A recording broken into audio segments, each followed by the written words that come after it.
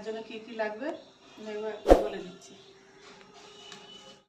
চিংড়ি মাছ, পেঁয়াজ বাটা, আদা বাটা, জিরে বাটা, টমেটোটা একটু আমি পেস্ট করে দিয়েছি যেহেতু মাখাবো, আর টমেটোর জলটা আছে আমি ওর মধ্যে দিয়ে দেবো। আলু সিদ্ধ, এবারে গুঁড়ো মশলা, লঙ্কা গুঁড়ো, হলুদ গুঁড়ো আর নুন। এবারে চলা শুরু করি। আমি গ্যাসটা জেলে নিই আগে। গ্যাসটা জেলে দিলাম। বাটি চচ্চড়িটা অন্যরকম বানাচ্ছি, আপনারা একটু দেখতে থাকুন। এবারে দেখো আমি বলছি। আলু আগে দিয়ে দিলাম, তারপরে চিংড়ি মাছটা দিয়ে দেবো।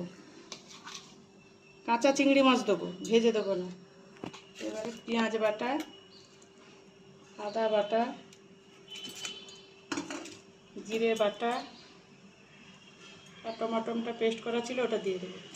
টমেটোর জলটাও দিয়ে দেবো। লঙ্কা গুঁড়ো পরিমাণ মতো দেবো, যে যেরকম ঝাল খায় তেমনি দেবো।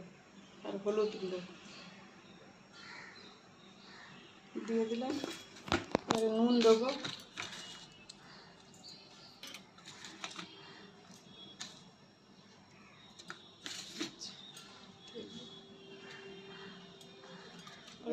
সাদা তেল দিয়ে দিলাম। সাদা তেলও দিতে পারো, সরষে তেলও দিতে পারো। আমি সাদা তেল দিলাম, একটু বেশি করেই দিতে হবে। ভালো করে মিক্সড করব।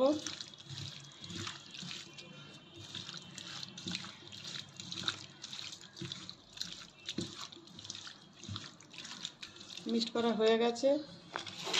এবার গ্যাসটা জ্বালাবো। জ্বালিয়ে অল্প করে তেল দেবো, যেহেতু তেল মাখানো আছে তাই আমি অল্প করেই দেবো। তেলটা কড়াইটা গরম হলে আমি চিংড়ি মাছটা ঢেলে দিলাম।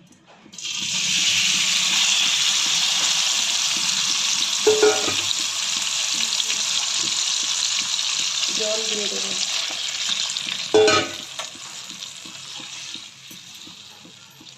বেশি জল দেবো না, আলু সিদ্ধ আছে, ওই পরিমাণ মতোই জলটা দেবো। ব্যাস হয়ে গেছে। জল ঢেলে দিয়েছি, আর কিচ্ছু না। এবারে ঢাকনাটা চাপিয়ে দেবো।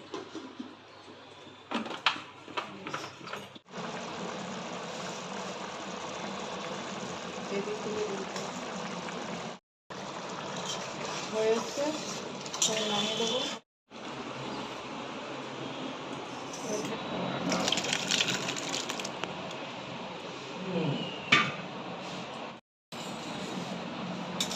একটু তুলে দিই, তখন তরকারি রেডি। চিংড়ি মাছের বাটি চচ্চড়ি রেডি। যদি ভালো হয় তাহলে কমেন্ট করে জানাবো।